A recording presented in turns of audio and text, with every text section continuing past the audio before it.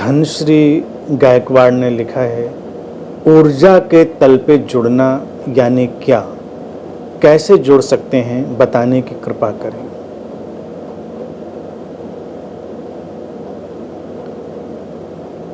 धनश्री, ये ऊर्जा शब्द अध्यात्म में बहुत उपयोग किया जाता है। इसके अपने मतलब हैं, सांकेतिक मतलब हैं, वास्तविक मतलब है। वैज्ञानिक अर्थ में ऊर्जा में जाएंगे तो बड़ा कंफ्यूजन हो जाएगा, क्या ऊर्जा। लेकिन जब यहाँ कहते हैं कि जीवन ऊर्जा, आंतरिक ऊर्जा और ऐसे शब्दों का जो उपयोग करते हैं, तो उसका अभिप्राय होता है स्थूल से सूक्ष्म होती हुई व्यवस्था।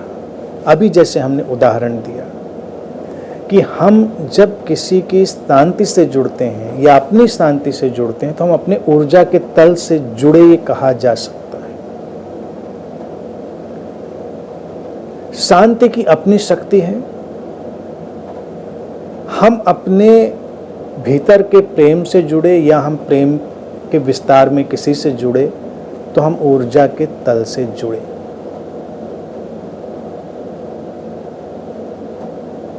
सूक्ष्मता जो व्याप्त है उससे जुड़ना, ऊर्जा के तल से जुड़ना है। नहीं तो ये ऊर्जा एक बहुत ही काल्पनिक और हेलुसिनेटरी चीज बन के रह जाती है। कई लोग देखिए ऊर्जा नाप रहे हैं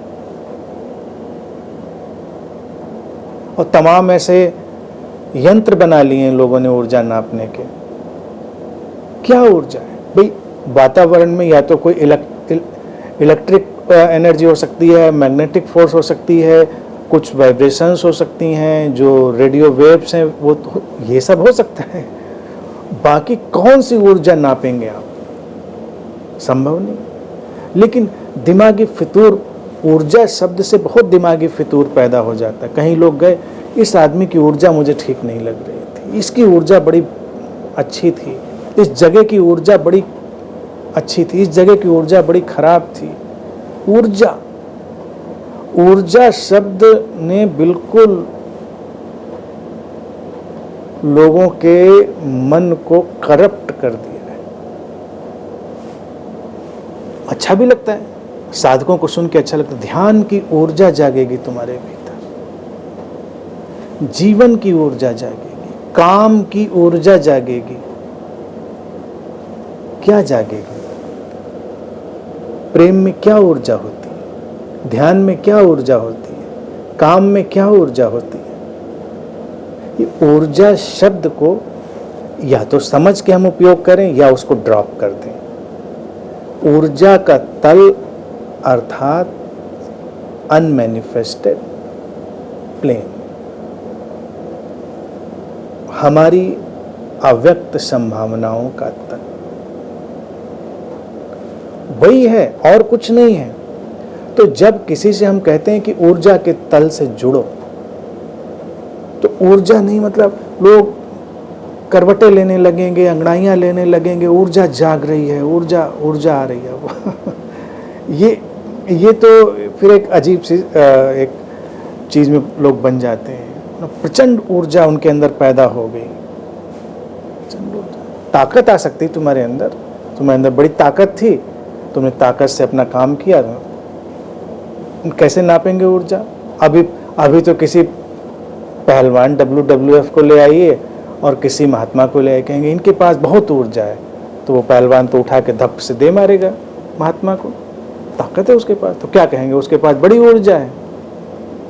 और ये कहेंगे जो भी महात्मा होगा, जो भी अच्छा संत होगा, कहेंगे इसके पास ऊर्जा नहीं थी।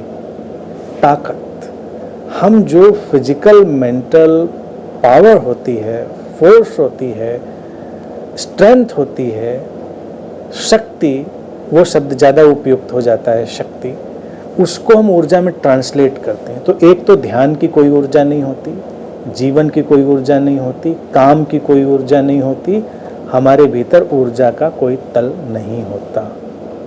हमारे भीतर सूक्ष्म संभावनाओं की व्यवस्था है, अनमैनिफेस्टेड अव्यक्त जगत का फैलाव। यानी कि यही तो है ना, अद्वैत से द्वैत की यात्रा, अनमैनिफेस्टेड से मैनिफेस्टेड से। तो जब भी ये कहा जाता है कि ऊर्जा के तल से जुड़ें, तो उसका यही मतलब होता है अपनी सूक्ष्मतम संभावनाओं के प्रति जुड़ें,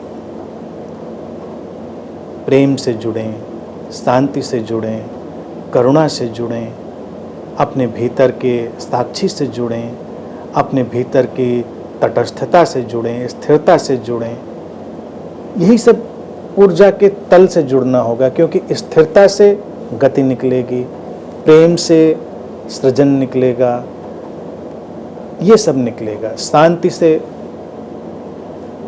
जीवन का बहुत बड़ा विस्तार निकलेगा। वो सारे तल जिनको पकड़ा नहीं जा सकता, जो अव्याख्य रह जाते हैं, इनएक्सप्रेसिबल रह जाते हैं, उनको स्पर्श कर लेना, उनसे जुड़ जाना, उसी को ऊर्जा का तल कहते हैं। बाकी किसी ऊर्जा की तलाश ना करें, नहीं तो आध्यात्मिक चक्कर घिन्नी का एक नया चक्कर शुरू हो जाएगा। और इस पे कितने लोग अपनी जिंदगियां बर्बाद कर लेते हैं। कितने महात्मा लोग आज भी, अभी तुम यूट्यूब ही छान मारो, वहाँ भी सब ऊर्जा बता रहे होंगे। कैसे तय करोगे? जैसे मैंने कई लोगों को देखा, किसी को देखा इसकी बहुत अच्छी ऊर्जा है, कौन सा थर्मामीटर तुम्हारे पास, इसकी बहुत खराब ऊर्जा, तुमको जो पसंद हो उसकी अच्छी है, जिस जो तुमको पसंद ना हो उसकी खराब।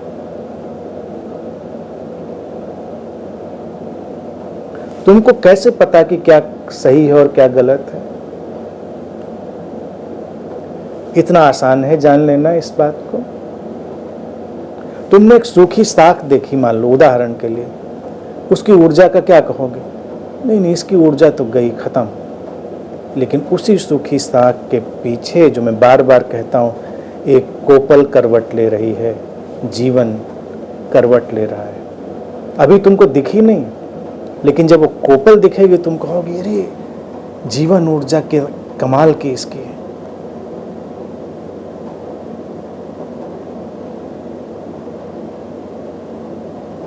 हाँ धनश्री, आत्मिक तल, अब ये सब तल और ये सारे जो हैं, इसमें ना पड़े, केवल लोगों को समझाने के लिए चीज़ों को ब्रेक कर दिया जाता है।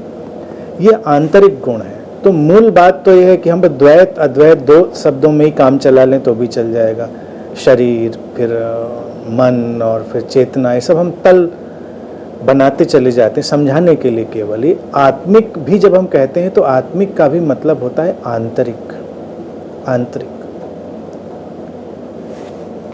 प्रीमॉर्डियल, जो अभी प्रारंभ में होगा, उससे आप जुड़ रहे हैं। तो ये एक बड़ा ही स्वस्थ जगत होगा जहाँ पर हम बात को समझ लेंगे और ऊर्जा का अभी तक जिस संदर्भ में उपयोग किया जाता रहा उस संदर्भ में उपयोग नहीं करेंगे। नहीं तो लोग इसमें भटकते रहेंगे हमेशा। कई लोग ऐसे होते हैं ना, सुना होगा, साहित्य है, किताबें हैं तमाम इस पर। अगर व्यक्ति के भीतर प्रचंड ऊर्जा जाग जाए और वो नियंत्रित ना करी जा सके तो व्यक्ति विक्षिप्त भी हो जाता है। नियंत्रित कैसे करेंगे? प्रचंड ऊर्जा जाग जाएगी, किसी को नहीं पता।